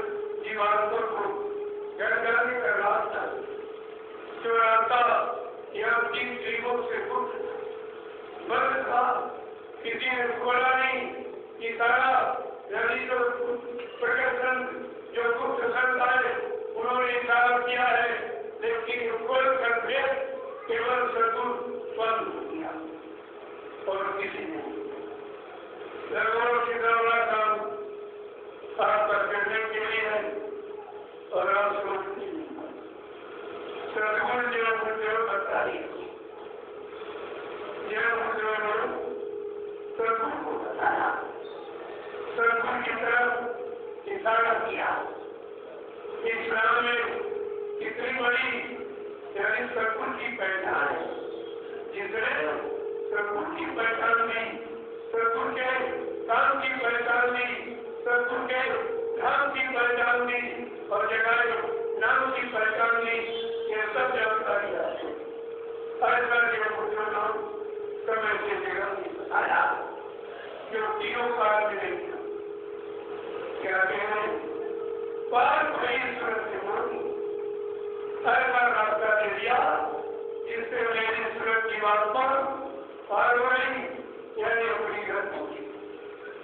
सरकार तो दिया बताया था, दिया नहीं, देने और बताने के बाद देगा वही जिसके पास पैसा, लुटाएगा वही जिसके पास पैसा होगा।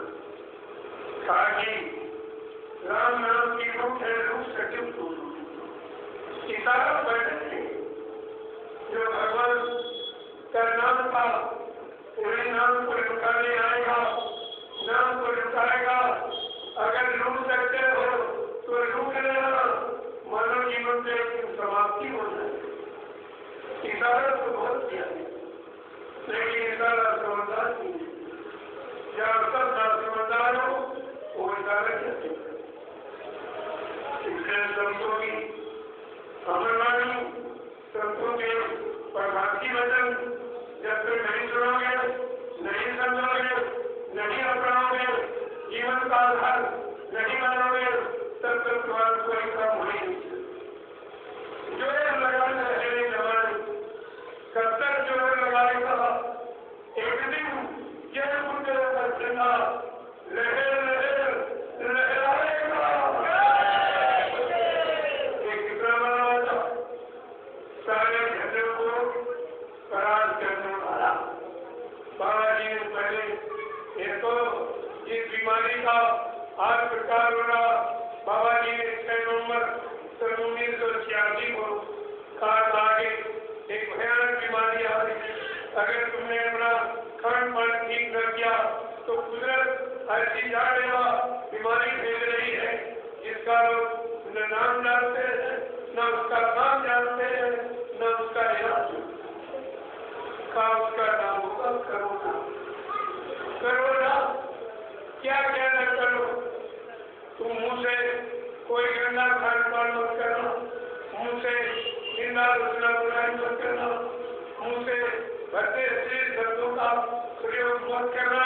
मेरी एक दिन तुम्हारे मुंह पर पट्टी बांध, आप बात नहीं माने और 86 की बात आज लागू हो गई और सबके मुंह पर पट्टी।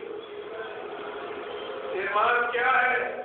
तुम्हारे मुंह पर पट्टी क्यों बांधी गई कि अभी जागो सोचो, मुंह से कोई गंदा खान पान बंद कर दो, नहीं ये पट्टी भी तुम्हारा इलाज नहीं कर सकती, इससे भी कुछ नहीं।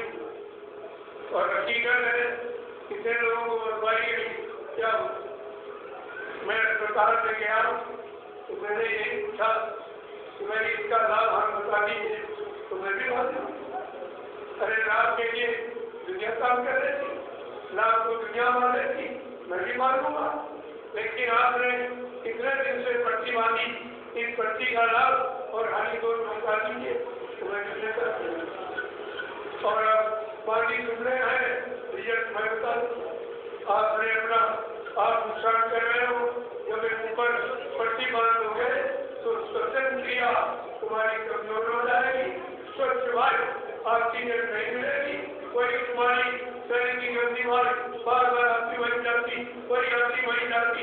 एक हो रहा है, एक फेफड़े कमजोर रह जाएंगे, एक बीमारी और पैदा करोगे, जाएगी नहीं, दूसरी आ जाएगी। और तो सत्य वचन जब मानोगे तब तुम्हारे वचनों से कोई लाभ नहीं होगा। तो न उन्होंने बताया न मैं अकेले वहां बैठा था, सब जितने मरीज और जितने अधिकारी कर्मचारी सब माने, बड़ी देर से मुझे हंसी वाली माने न उसको लाभ पूछे कि भाई लाभ मिलता होगा कभी करें तो हम जो लाभ से बचे हम भी अभी से बात रहना। तो जब पूछा तो सारे बारह तो ऐसा सरकार था, अरे किसी का है आगे पालन करके हम लाभ हानि का तो निर्णय ले रहे, इतना तो अधिकार हमको है निर्णय नहीं, तो आपने क्या लाभ मिला? कितनी बीमारी चली गई, कितनों को बीमारी चली गई। हमने कहा हमारे नैतिक आश्रम में कोई बात, और हजारों लोग रोज आते रोज, और वहीं से आए, दिल्ली से आए, बॉम्बे से आए, कलकत्ता से आए, जहाँ तुम भीषण बीमारी बताते हो वहीं से मेरे आए तो कोई नहीं, और यहाँ बीमारी आ भी सकती क्यों?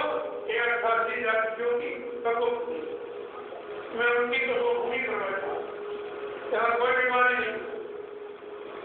कहने का मतलब है कि संकेत था बस, अगर समझ में आ जाए ना वो पट्टी बांधी उसका उत्तर नहीं समझे और मैंने बता दिया होगी, यानी जानते भी नहीं तो बीमारी, एक तो सच्ची सही अच्छी बात करती, अगर बता तो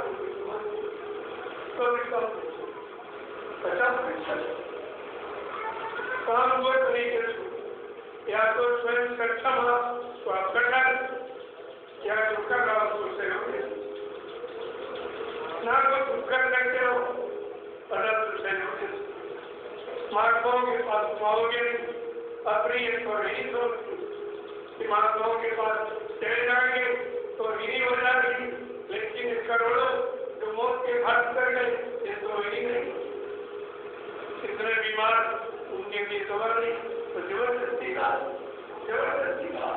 सब बताइए, सब बोलिए, हर बीमारी बताइए, किस बीमारी की दवाई? डॉक्टर बीमारी जब पूछते हो, बीमारी नीचे बताता तब तुम्हें दवा देता, लेकिन ये दवा बिना बीमारी बताए सबको दी जा रही, परिणाम क्या होगा? कभी इस पर विचार कीजिए।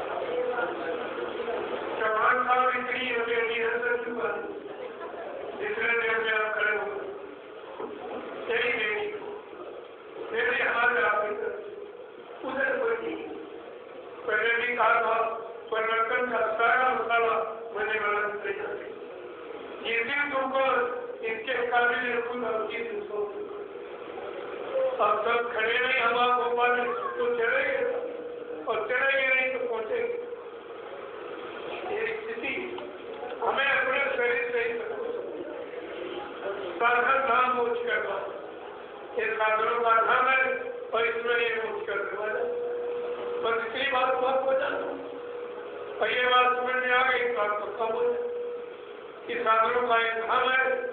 जब साधन है, साधन को सुरक्षित रखना, मजबूत रखना, जितने ज्यादा दिन चल जाए इसके लिए इसकी परवरिश करना, इसको सही टाइम पर खोजे देना, और कोई बीमारी तो दवा देना, इसको सुरक्षित रखो, क्योंकि हमारी जीवात्मा का ये खोल है, कबर है सभी, इसी खोल कबर में हमारी जीवात्मा सुरक्षित, इसलिए खोल को हमें वो सवाल जितने ज्यादा दिन ये सुरक्षित रह जाएगा उतने ज्यादा दिन जीवात्मा मनुष्य मंदिर में रहकर भजन कर लेगी।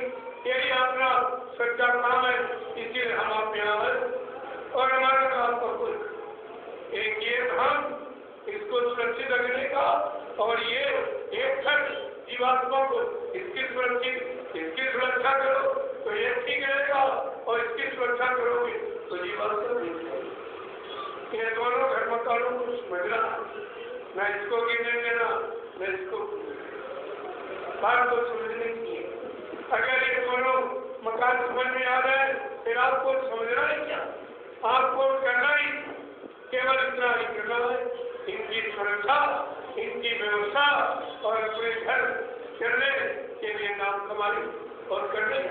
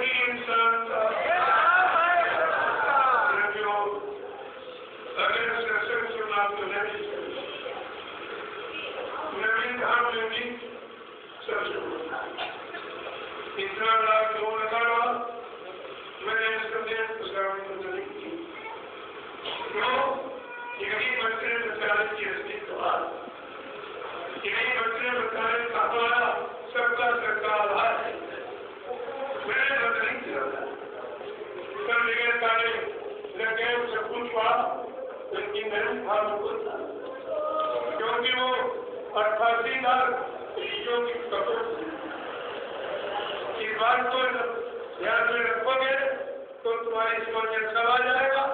मथुरा में बाबा जी ने कभी नहीं कहा कि यहाँ सत्यों के अंकुर निकलेंगे, ये बात केवल नशा नहीं। आपको एक भी बात तो सुनना, कौन इंसान से क्या काम होगा, कौन इंसान क्या काम करेगा, तुम्हें इसकी जानकारी नहीं है। तुम उन बच्चों को भूल चुके हो, इसीलिए भ्रमित हो जाते। जो काम किया जाता है वो आगे से जो आगे किया जाएगा वो पूरा होगा, सफल होगा, फलीभूत होगा, उसे कोई रोक तो नहीं सकता। यही पहचान असली होना चाहिए। तो आपने देखा कि मथुरा ने कितनी सेवा किया, गुरु के हाथ में कितनी सेवा पकड़ाई, और गुरु ने क्या कहा कि तुमने जो सेवा मेरे हाथ में दी है, बच्चा इसी सेवा से मैं मथुरा में एक महाविश्वविद्यालय का निर्माण करूं। इसमें गरीबों के बच्चे मुफ्त शिक्षा पाएंगे। विश्वविद्यालय बन गया, जाते हो वहाँ सेवा देते हो, तभी एक बोलते हो विश्वविद्यालय बन गया। वो कुर्बानी कब सिद्ध होगी और वो कमाई कब खर्च करोगे जो गुरु के हाथ में आएगी, और जिससे ये वादा किया गया कि मथुरा में महाविश्वविद्यालय का निर्माण करूंगा, एक हमारा चिकित्सालय बनवाऊंगा, जो कहीं दवा से ठीक नहीं हुए मैं दुआ से ठीक करूंगा, अधिकारी काम करूँ। ये काम कौन करेगा? जब मैंने ये शुरू किया, इन लोगों ने सुना, तो धीरे धीरे अब चिकित्सालय में कुछ काम शुरू करेंगे। वो भी इसलिए इस चिकित्सालय के नाम कि मैं बहुत बड़ा बनाऊंगा, तो बहुत बड़ी सेवा दो, बहुत खर्चा होगा, बहुत बड़ी सेवा दो, इसलिए ये सब नाटक किया जा रहा। चलो इमारत बना सकते हो, लेकिन जो दुआ से ठीक करने का वादा है, क्या ये भी तुम कर सकते? ये भी तुम्हारे बस का है, तुम कहीं न कहीं तो फंसी जाओगी, निकल काम आएगी। इसलिए एक वचन पर याद रखो, सत्संग सुना है, मैं विशाल चले आओ, 2-4 दिन हो, सत्संग सुनो, वहाँ का माहौल वातावरण देखो कि सचिव लाने की भूमिका वहाँ है कि नहीं। मुफ्त भोजन, मुफ्त बिजली पानी, मुफ्त लाभ, ये सब काम, आवास मुफ्त, शादी ब्याह बिना दहेज का मुंडन संस्कार, यज्ञोपवीत संस्कार, नामांकन संस्कार निःशुल्क क्या होते हैं, ये कई हिंदुस्तान में और कहीं कर रहा, जाके देखिए आप ये सच्चाई कहाँ है, कहाँ ये परमार्थी कार्य हो रहा, परमार्थी वचन कहाँ सुनाए जा रहे और उनके अनुसार कहाँ व्यवस्था बनाई जा रही, ये चल के आपको देखना चाहिए। न विचार कोई दुख नहीं है आपके पास, ये जहाँ हमारा काम हो उन बच्चों की उनकी और आगे की शुरुआत को उस काम को तो हमें चलते जरूर देखना चाहिए कि 2 वर्ष में इतनी जल्दी है काम, 60 वर्ष में मथुरा का काम देख लो और 2 वर्ष में नविशाल का काम देख लो, आपकी समझ में आ जाएगा ये काम किसका, ये कौन करवा रहा, कौन कर रहा, ये गया किधर, कौन दे रहा, फेंक रहा, ये सब आपकी समझ में आ जाएगा जब चलकर आप देखो। उस स्थान पर कदम रखते ही लोग कहते शांति का एहसास होता है, शांति का अनुभव होता है। हमने कहा वो 88,000 योगी तब वो भूमि, मेरा उसमें कुछ नहीं है, वो तो उनकी महिमा, मैं उनकी महिमा को उजागर जरूर कर रहा हूँ। वर्तमान में सदगुरु की महिमा को भी उजागर कर रहा हूँ। ये दोनों काम मैं आपके सामने करके दिखाया। मेरा उसमें कोई काम, मेरा उसमें कोई नाम नहीं, मेरी उसमें कोई प्रतिष्ठा नहीं है, कोई मान सम्मान मेरा उसमें नहीं है। ये काम मैं नहीं करता था, यहाँ भी आपके सामने बना, वहाँ भी नहीं। मैं यहाँ लोगों ने आगे उत्पादन किया, ये अंकुरण कहाँ निकले, अंकुरण का मतलब क्या, शत्रु का अंकुरण माने शत्रु की शुरुआत कहाँ से होगी, क्या होगा, ये सब आपको समझना चाहिए। मैं जब दैनिक पहुंचा तो गुरुपूर्णिमा का विशाल कर जिसमें 6 लाख की हुई पहला कार्यक्रम मैंने रवि से पूछा। धीरे धीरे वहाँ का प्रभाव लोगों ने देखा, देख के समझने लगे, धीरे धीरे 10 बजे मैंने किसी से नहीं कहा 2 रुपया, इन लोगों ने स्वेच्छा से अपना श्रद्धा सेवा भाव दिखाया और मैंने उनके सामने उनका लगा दिया। यहाँ ये लगा है आपका प्रचार, मैंने हिंदुस्तान में जो घूम घूम कर प्रचार किया, जो लोगों ने दिया 1 रुपया 2 रुपया 10 रुपया 20 रुपया, इससे ज्यादा कोई नहीं देता। मैंने उसको कैसे संभाल के रखा और इतनी बड़ी विशाल इमारत का निर्माण कर दिया है जो मथुरा से बड़ा के बाद तीसरा स्थान था। ये तीसरे स्थान पर आपको सोचना चाहिए कि क्यों बना, क्यों बनवाया गया, किसके आदेश का पालन हुआ है, ये जानकारी आपको रखनी चाहिए। नहीं है आया हमारा तुम्हारे हाथ से निकल जाएगा, ये भी तुम्हारे हाथ से निकला जाए, तुम्हारे बैठने का स्थान बन गया, बाकी भजन करिए कौन बना, ये तो भजन घर और सत्संग स्थल, ये दोनों काम आपको, सत्संग भी बना और भजन भी लोग दोनों काम आपका।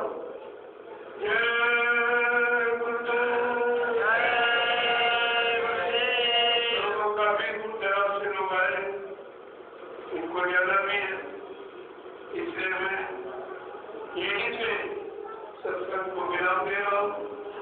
और भूल चूक चुकी गलती कोई कहने बोलने में हो गई हो तो आप सब लोग हमें छोटा समझकर हमेशा क्षमा करते, ऐसा अवसर मौका मिलता रहेगा, आपके दर्शन करता रहूँगा, आपको प्रणाम करता रहूँगा, गुरु के अनमोल वचन तुम्हारे कान तक पहुँचाता हूँ। इसके अलावा मेरा कोई काम, कोई अपना काम नहीं है।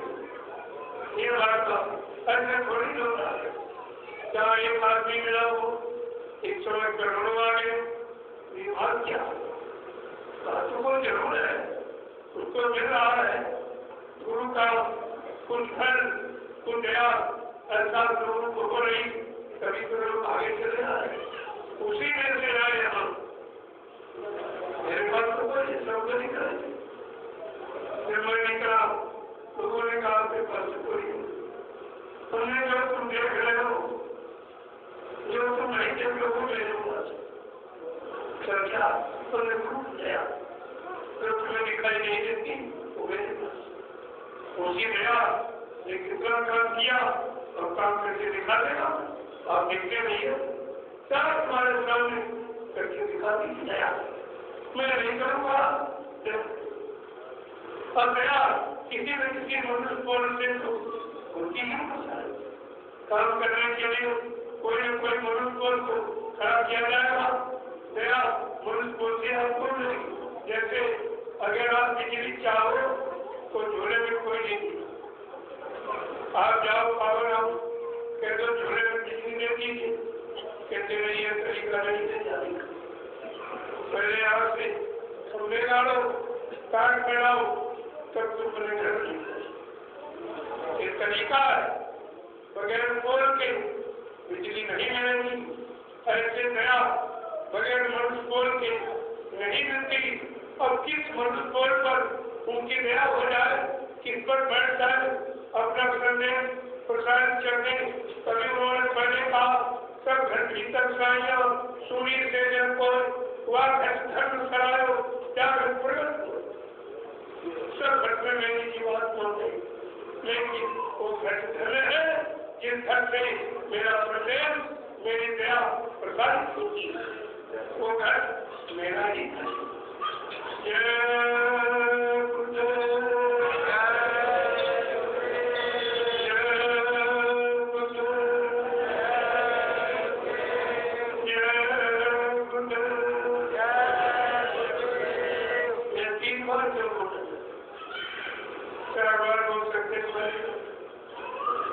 जैसे बिजली से अगर एक फेस कम करनी है 3 फेस, ऐसे मालिक के जगह नाम 3 बार उच्चारण करते थे, उनकी फुल फेस आता। इसीलिए सब इशारों को समझना चाहिए। जब सत्संग में आते जाते रहोगे तो समझ में आ जाओ, सत्संग छोड़ते चले जाओ तो कुछ नहीं, कहीं चले जाओ दुनिया के किसी को कुछ मिलने वाला आपको नहीं, वहां सब लेने वाले बैठे देने वाले। जो मैं कार्यक्रम करने निकला, अभी मैं 5-6 कार्यक्रम करके आया हूँ। जब मैं पहले दिन जाता हूँ तो दूसरे दिन शोभा यात्रा शाकाहारी सद्भावना मिलन शांति शोभा तरफ से आता 10 किलोमीटर 15 किलोमीटर 20 किलोमीटर लोग पैदल, जो महिलाएं घंटे कभी नहीं निकली, कभी पैदल चली नहीं। अब आप सोचिए 15 किलोमीटर अपने सिर पर खर्च करके कैसे ये नया कार्य था। जब उनसे पूछा गया कि थकावट है कैसे हुई, ऐसा मालूम पड़ता है जैसे मैं चली ये कौन ऐसा क्या और कोई ऐसी यात्रा निकल क्या कभी किसी ने निकाली?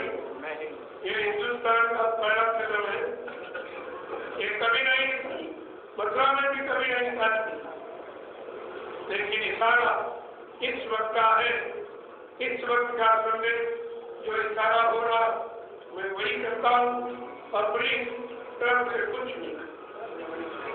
दूसरा काम मेरा संदेश प्रसारण, तीसरा एक झंडा गड़वाता हूँ ये गुरुद्वारा प्रमुख और कहता हूँ इसको परिवार करो, लेकिन एक संकल्प लो कि आज से मैं पूर्ण शाकाहारी करूँगा, कोई ऐसा मत होगा नहीं खाऊंगा, निंदा रचना बुराई नहीं करूंगा, किसी स्त्री और घर से दूर रहूंगा।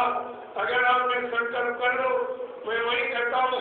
मैं दावे के साथ तुम्हारे बीच में कह रहा हूँ कि गुरुदेव तुम्हारी हर वक्त हर स्थिति में तुम्हारी मदद करेगा, क्यों ये कलयुग के जीवों को लाभ देने के लिए एक कद्दू का जगह नाम ये गुरुनाम प्रमुख तो झंडे की परिक्रमा करो 51 बार 101 बार परिक्रमा करो ये गुरुदेव प्रभु का नाम लेते हुए एक चक्कर पूरा हो जाए झंडे को प्रणाम करो ये कहो आज से मैं पूर्ण शाकाहारी रहूंगा हमारे काम कर दीजिए हमारी बीमारी दूर कर दीजिए हमारे को धूल प्रेम स्वस्थ परेशान करना इसको उतार दीजिए ये नजारा मैंने हजारों लोगों का नैमिष में दिखाया नैमिषारण्य में पहले भी भूत उतार गए जब सरकार में कार्यक्रम हुआ था नदी के किनारे कहा ये ऋषि मुनियों का ये जगाया ये तपस्या किया हुआ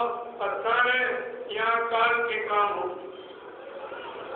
और आगे गोस्वामी महाराज ने लिखा कि तीरथ स्वर नैमिष विख्याता अर्थपुरी साधक सुखदाता ये तीर्थों का राजा ये तीर्थ राजधानी प्रयाग नहीं ये नैमिषारण्य है गोस्वामी महाराज ने रामजीत महाराज ने कहा अति पावन पुनीत है यहाँ जब किसी के संत के साधक किसी संत के साधक आएंगे नाम की साधना करेंगे उनको एक भूमि का लाभ मिले पन्ना पुजारियों के लिए साधक सुखदाता साधकों को सुख देने वाली वो भूमि है अगर आपको साधना करनी है तो नहीं करिए साधना आपका काम हो जाए अच्छी बात है हम तो सबके कल्याण की बात करते हैं नहीं मानोगे तो घूम के आपको आना जाओगे कब तक तुम रुकोगे घूम करके तुमको उस भूमि पर आना पड़ेगा ये बाबा जी ने पहले भी कहा था कि आगे ऐसी स्थिति बन के तैयार हो रही है सारा विश्व कुदरत की चपेट में आगे खड़ा हो जाएगा और ये जितने जिम्मेदार लोग कार्य लिए फिर हरिनाथ झंडे लिए घूम रहे ये बड़े बड़े झंडों को फेंक कर अगर तुम्हारे लिए प्रभु नाम के झंडे के नीचे अगर ना जाए तो इस बाबा को बाबा मत कहना कितनी बड़ी सच्चाई गुरु की तुमने सारी सच्चाई गुरु की पाली में दी और तुम्हारे मारे घूम रहे है तुम्हारी कोई सुनने वाला है कोई मदद करने वाला ये बात आपको समझ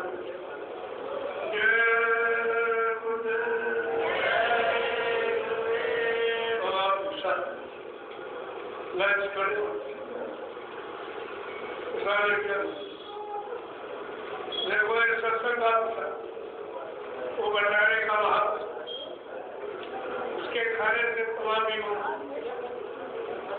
खीर पूरी नहीं इसमें तो आप दया स्वामी उसको पहले आप लिखिए वहाँ उठा लें वो भी ले लेना और इस सत्संग का